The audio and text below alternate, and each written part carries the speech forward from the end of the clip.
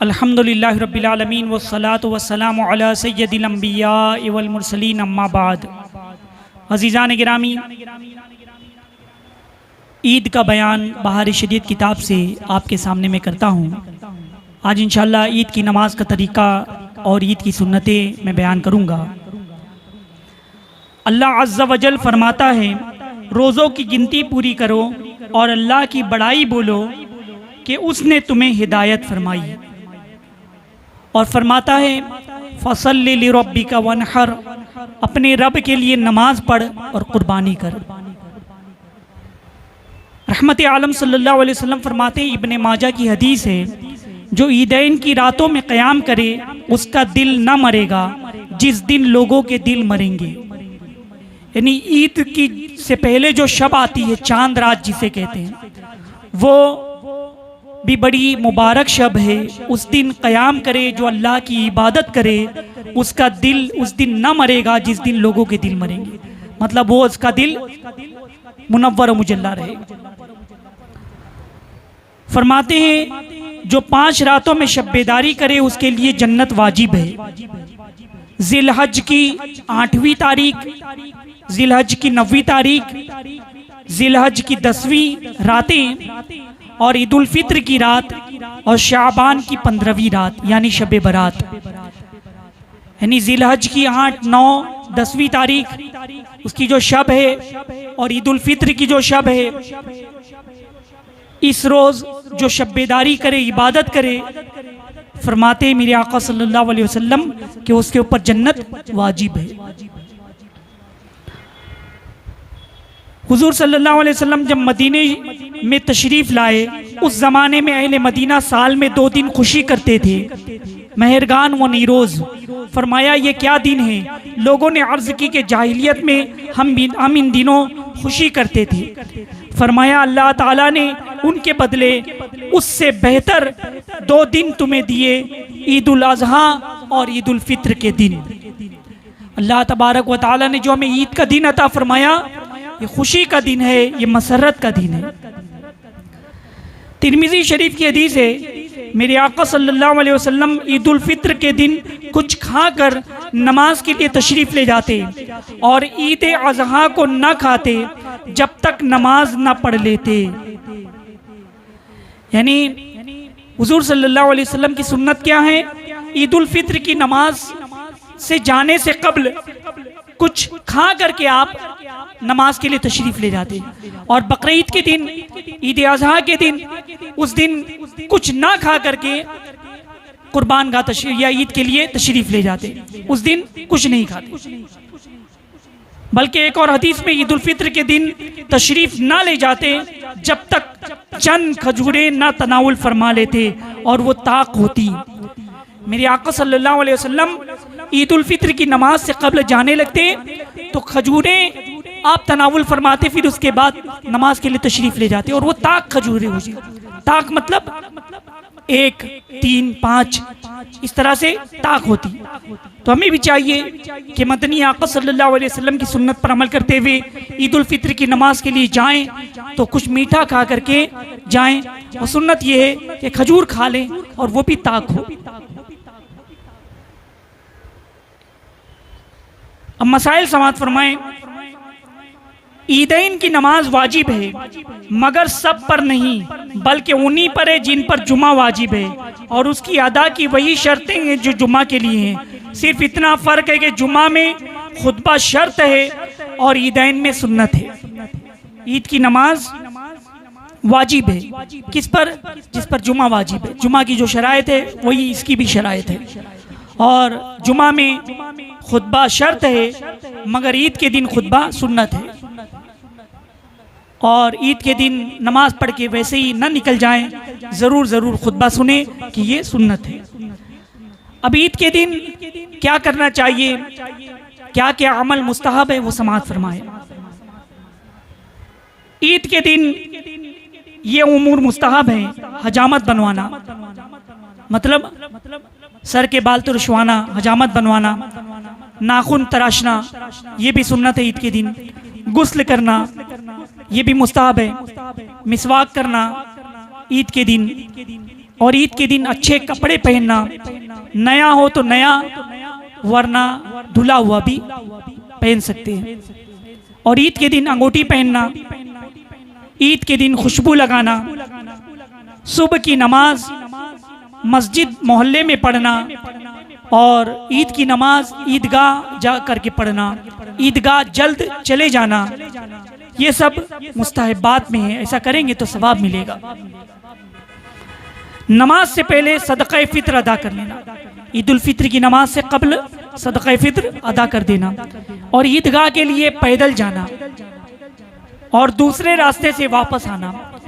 ईद के लिए जिस रास्ते से हम गए थे, मुस्तहब ये सुन्नत ये कि फिर वापसी के वक्त दूसरे रास्ते से वापस आएं। नमाज को जाने से पेशतर चंद खजूरें खा लेना, 3, 5, 7 या कमोबेश, मगर ताक हो। खजूरें ना हो तो कोई मीठी चीज खा ले। नमाज से पहले कुछ ना खाया तो गुनहगार ना हुआ, मगर इशा तक ना खाया तो अताब किया जाएगा। यानी ईद के दिन रोज़ा रखना नहीं चाहिए, खुशी का दिन है। और मतलब ईद की नमाज से पहले खजूरें खा करके जाएं, ताक हो 1, 3, 5 या उससे ज़्यादा, मगर ताक होनी चाहिए। और अगर खजूर नहीं है तो कोई भी मीठी चीज़ खा करके नमाज के लिए जाएं। और अगर दिन भर कुछ नहीं खाएंगे, रोज़े जैसा गुजारेंगे तो अताब किया जाएगा, यानी सरजनिश होगी। सवारी पर जाने में भी हर्ज नहीं, मगर जिसको पैदल जाने पर कुदरत हो उसके लिए पैदल जाना अफजल है। और वापसी में सवारी पर आने में हर्ज नहीं। यानी ईदगाह नमाज के लिए जाने के लिए बेहतर और अफजल ये है कि पैदल जाना चाहिए। सवारी पर भी जा सकते हैं, लेकिन बेहतर ये है कि पैदल जाएं। और वापसी के वक्त सवारी में आने में हर्ज नहीं, सवारी से आने में हर्ज नहीं। ईदगाह को नमाज के लिए जाना सुन्नत है, अगरचे मस्जिद में गुंजाइश हो। और ईदगाह में मिंबर बनाने या मिंबर ले जाने में भी हर्ज नहीं। यानी ईद की नमाज ईदगाह में जा करके पढ़ना ये सुन्नत है। और ईद के दिन खुशी जाहिर करना ये भी सुन्नत है, मुस्तहब है। और कसरत से सदका देना चाहिए ईद के दिन। ईदगाह को इत्मीनान और वक़ार और नीची निगाह किए भी जाना। ईदगाह के लिए कैसे जाने गए? इत्मीनान के साथ, वक़ार के साथ, नीची निगाह किए हुए जाएं। ईद के दिन आपस में मुबारकबाद देना मुस्तहब है। और रास्ते में बुलंद आवाज से तकबीर ना कहें। आपस में मुबारकबाद देना, एक दूसरे को मुबारकबाद देना, ये मुस्तहब है। नमाज ईद से कब्ल नमाज मुतलकन मकरूह है, नफिल नमाज मुतलकन मकरूह है। ईद की नमाज से कब्ल देखा जाता है कि कुछ लोग मस्जिद में नमाज पढ़ते रहते हैं, तो ईद की नमाज से कब्ल नफिल नमाज पढ़ना ये मकरूह है। यहाँ तक कि औरत अगर चाश्त की नमाज घर में पढ़ना चाहे तो नमाज हो जाने के बाद पढ़े। अगर घर में ख़वातीन नमाज पढ़ना चाहती हैं, चाश्त की नमाज जो उनके लिए पढ़ना है, वो कब पढ़े? जब मर्द या मस्जिद में ईद की नमाज हो जाए तो उसके बाद ख़वातीन को चाहिए कि वो घर में चाश्त की नमाज पढ़े। नमाज ईद के बाद ईदगाह में नफिल पढ़ना मकरूह है।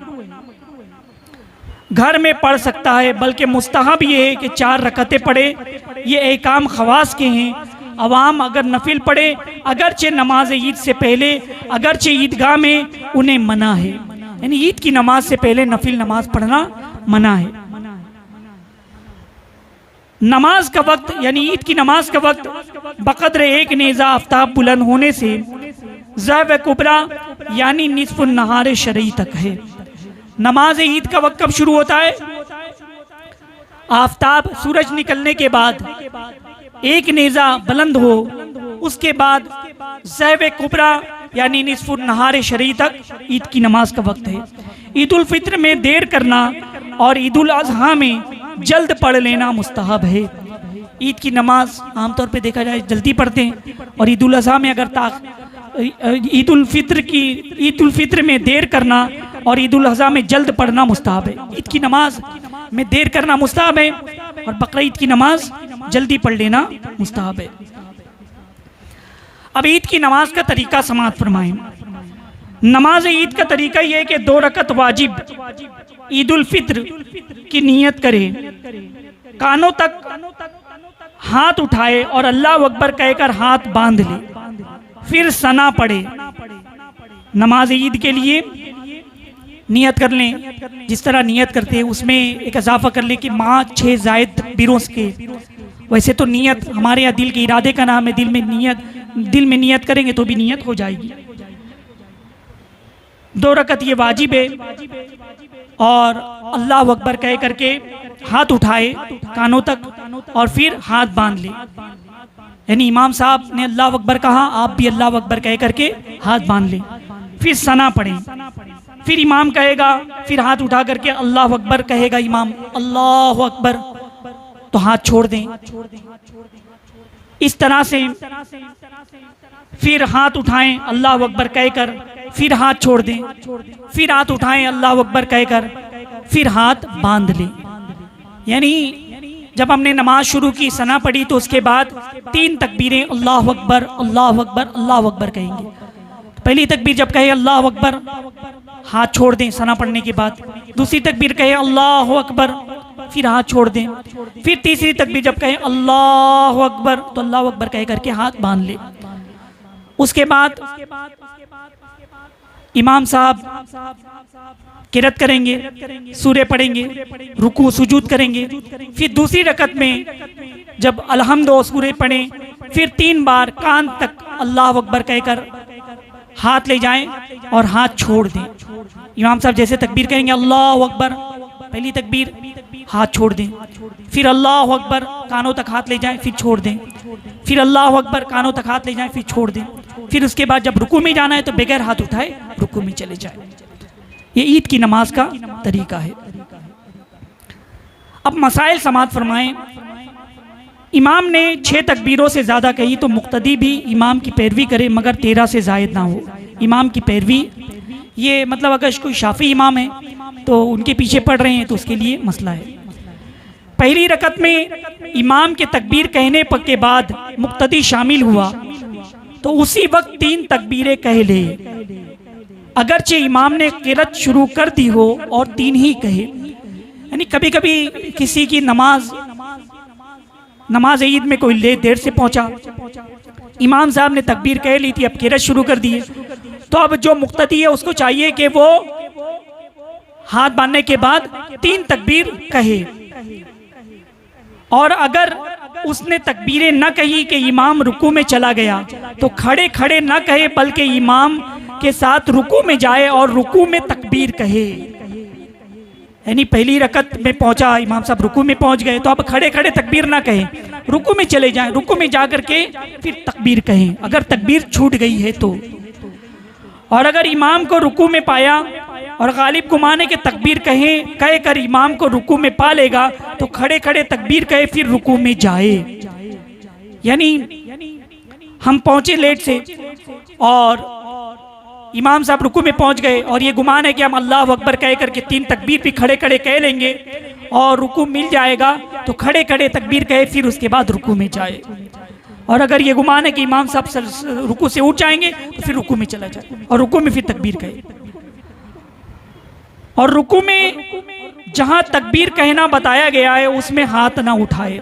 और अगर दूसरी रकत में शामिल हुआ तो पहली रकत की तकबीरें अब ना कहे, बल्कि अपनी फौज शुदा पढ़ने के वक्त खड़ा हो उस वक्त कहे।